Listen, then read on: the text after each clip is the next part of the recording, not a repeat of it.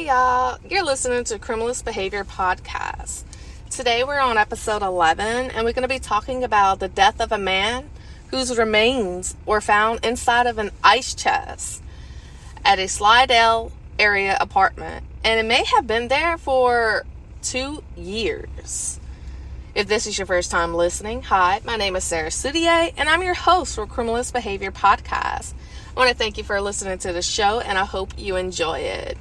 So, trigger warning, this episode may contain content of a graphic nature, including descriptions of physical violence against adults. Listener discretion is advised. This case in particular involves the death of an elderly man. And y'all, I am so sorry that I have been just so extremely busy. I've been working a lot of overtime at my job. I work at a laboratory and it's been crazy, crazy busy and so many projects. And then my kids are keeping me busy with my daughter being in cheer and an all-star cheer, and my son doing diesel mechanic and he's competing in the state finals. It's just a busy life, and I do apologize that it's been a little while since I posted.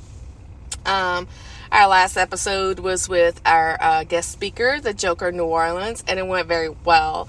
I'm having issues uploading the video itself, the live video itself, and I do intend to get that out to y'all, and just bear with me, y'all. I am going to get it, and I am going to do this case here, and then tomorrow I'm gonna release another case, and I'm gonna try to get y'all out at least 3 this week since I've been slacking, and I do again apologize. This time change, y'all, I don't know, like, spring forward, fall back, like, I'm telling you that it's not good for me.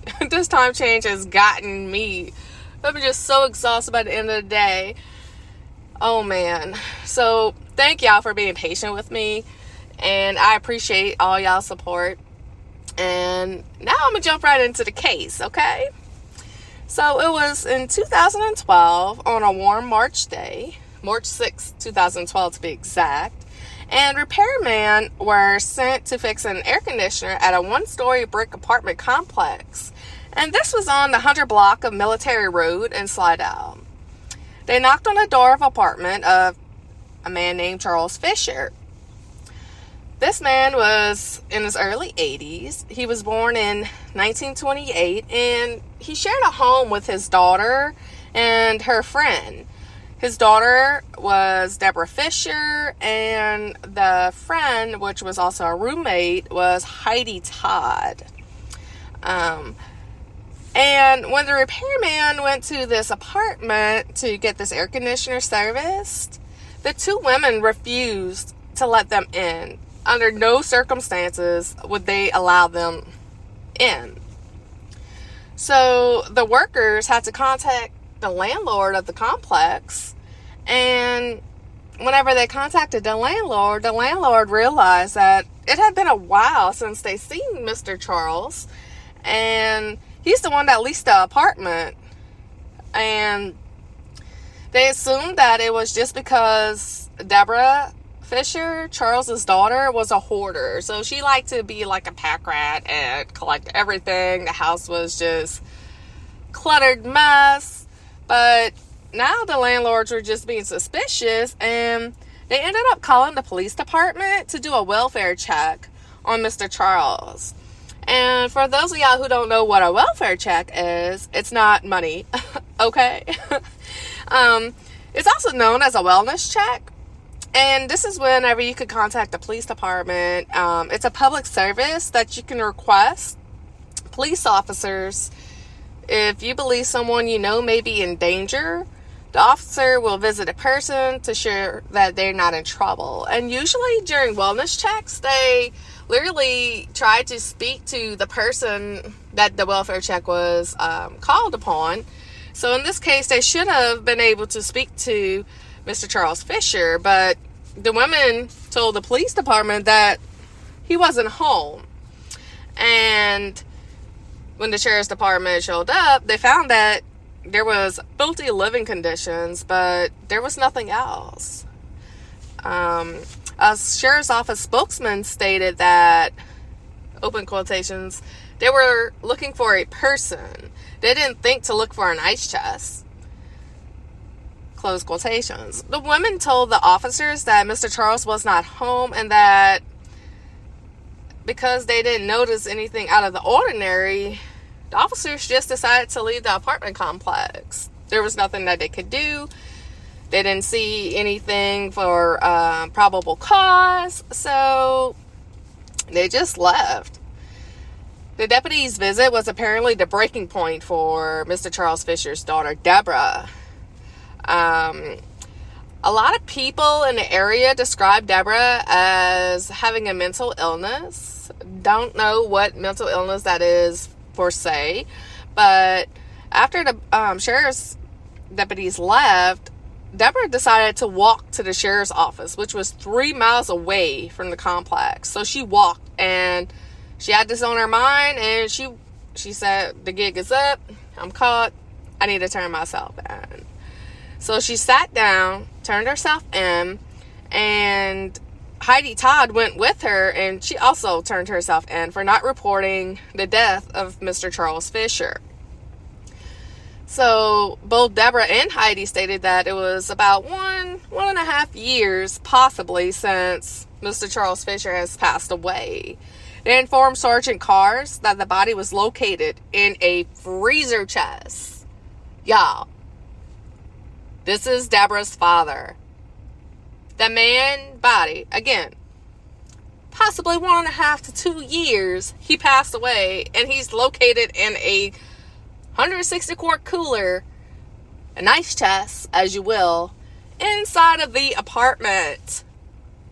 What? The apartment was located outside of the sheriff's department's jurisdiction, and therefore Sergeant Carr then decided to contact Deputy Jason Wilson at the St. Tammany Parish Sheriff's Office to get involved in the case.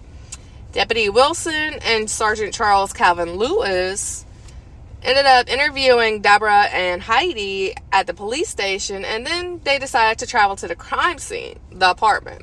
The apartment was located at 176 South Military Road in Slidell. Brad Roberts, which is a third deputy, ended up meeting them at the scene.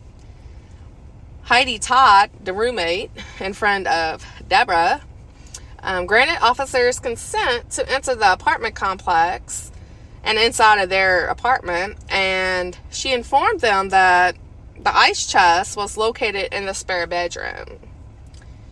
The officers swept the apartment, made sure there was no other things in there that could injure them or any other people in there, and they located the 160 quart cooler. The ice chest was sealed along the edges with duct tape. I'm assuming, again, y'all, 1 to 1.5 years, a body in an apartment. Oh my God, I can't even fathom this. They would want to seal that, and that's why they sealed the top around the edges with duct tape so nothing could get out. Just making me want to puke just thinking about it. Oh my God, that's disturbing. So, Deputy Roberts cut the tape around the ice chest with a knife, opened the lid, and y'all, he found the human remains inside. The corpse was mummified and liquefied and still had some bone structure in a skeletal form, but it was liquefying. Oh my God. Oh no. The apartment was immediately secured and taped off as a crime scene. They called and they were waiting on detectives to arrive. The two women, Deborah and Heidi, were then detained at that moment, but they weren't placed under arrest at that time. Detective Randy Luminaeus arrived at the apartment and briefly spoke to Heidi and Deborah, but he had them transported back to his office for further questioning. Detective Randy photographed the apartment and the crime scene, and he ended up locating a knife. It was called the X-Acto knife. And apparently this was the knife that was used to dismember Mr. Charles Fisher's body. He also found a checkbook to Capital One Bank, and that was in the name of Mr. Charles Fisher, and he headed back to his office, where he then arrested both Deborah Fisher and Heidi Todd, and he advised them of their Miranda rights. Both Heidi and Deborah waived their Miranda rights and went through with the interview with Detective Luminaeus. Detective Randy determined the cause of death was not a homicide, but he had reason to believe that Social Security payments for Mr. Charles Fisher received was still being used as if he was still alive. So Deborah Fisher told detective that she took the funds out of Charles Fisher's account, aka her dad, and she transferred it to hers for personal use. She didn't see a problem with that. Free money, baby. Deborah stated she would use her father's account to pay rent and then transfer the remaining of that money out of his account into her account, both before and after he died. So this is when Detective Randy Luminaeus decided to contact the Social Security office. He got in contact with Agent Alan Nguyen, and he helped aid the investigation. Agent Allen retrieved Mr. Charles Fisher's bank records and Social Security records, and he noted that from March of 2010, which was the suspected year of death, through December 2011, Mr. Charles received a total of $1,156.80 of benefits from Social Security each month. And in the beginning of January 2012, his benefits increased from $1,156.80 to $1,362 per month. And according to the guidelines and laws regarding Social Security benefits, once the beneficiary passes away, aka Mr. Charles Fisher in this case, the right to receive benefits is then terminated, and they cannot be transferred to another person. So Deborah and Heidi shouldn't have been able to collect on that. But, as Agent Allen stated, the funds for Mr. Charles were deposited directly into his Capital One bank account each month.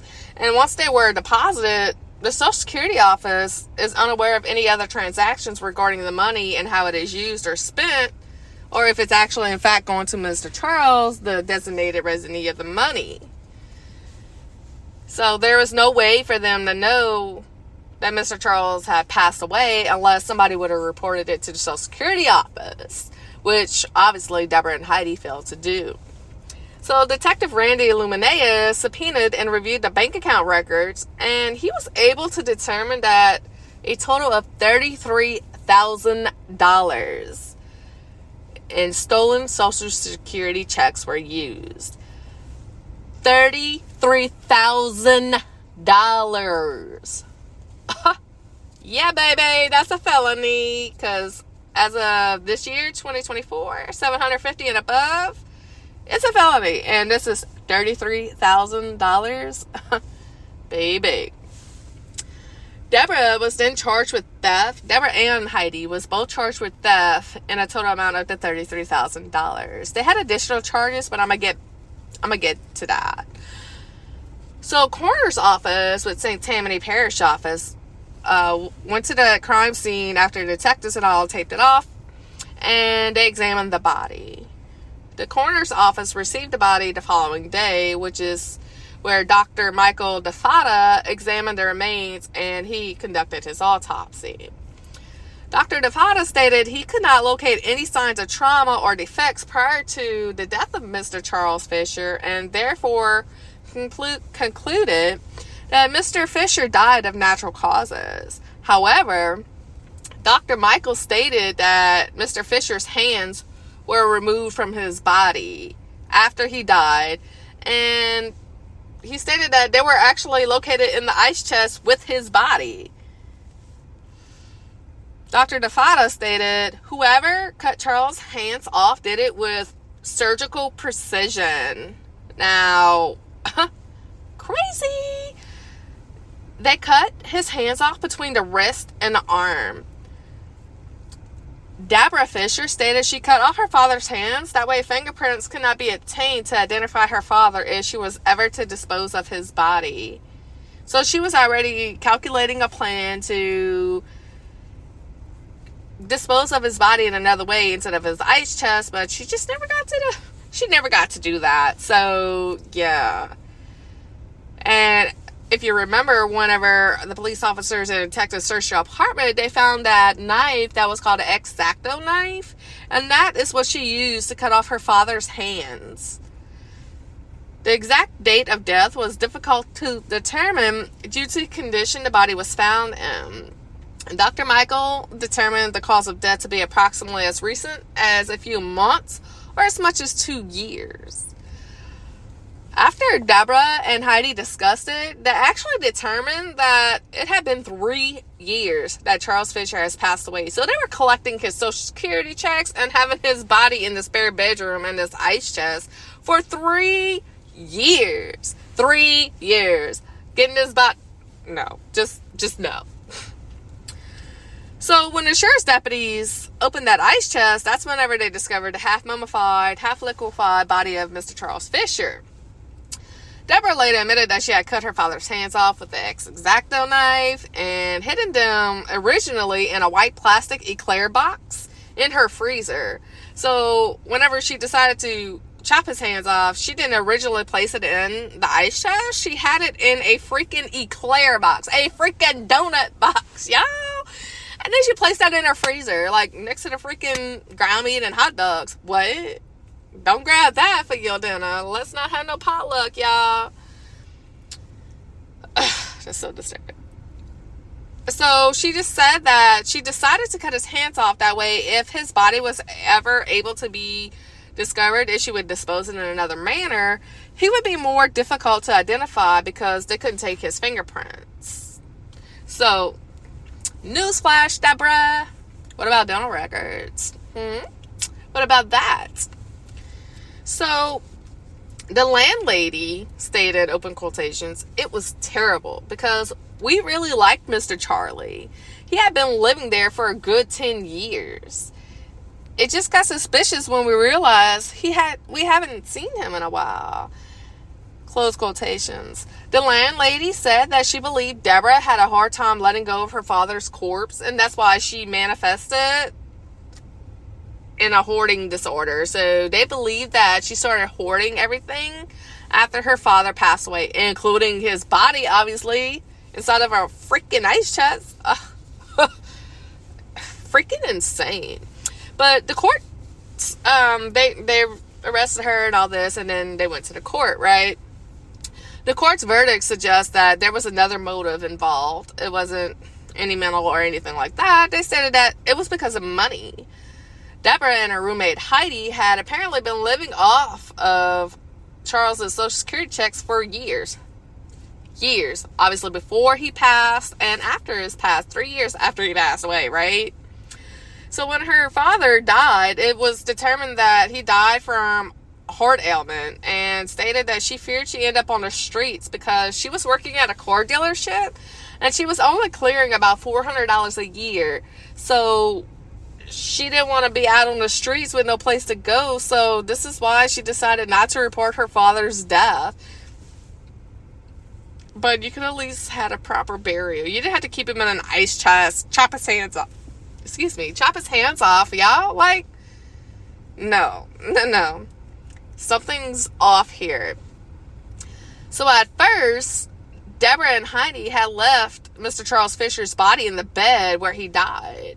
But once the corpse decided to start decomposing, she came up with a plan of hiding it in the ice chest. Heidi reportedly did the heavy lifting, according to Deborah and Heidi. And Deborah's the one that cut his hands off and placed him in that eclair box and put him in a freezer to prevent her father from being identified. And when the Social Security payments arrived in the old man's checking account, Deborah would first pay the rent and then go online and transfer the remainder of the funds to her own account. Again, all in all, they ended up determining not $33,000, but $34,000 of Mr. Charles Fisher's Social Security benefits were being used. So, Mr. Charles Fisher was 83 years old. He was born in 1928. 1928. He was in his 80s. He lived a good life, but I mean, he did not have to go the way he went as far as after he passed, and oh man, that's just disturbing. Deborah Fisher was 58 years old, and like I said, a lot of people who knew of them stated that she was mentally unstable. She was originally set on a $40,000 bond. Heidi Todd, at this time, she was 44 years old, and like I said, she was the roommate for Deborah and Mr. Charles, and her original bond was set at $30,000. So then we're going to get into the trial. Deborah. Okay, I'm going to talk about Deborah right quick. So, Deborah and Heidi, they were both charged with one count of unlawful disposal of human remains, one count of unlawful mutilation of human remains, and one count of theft greater than $500.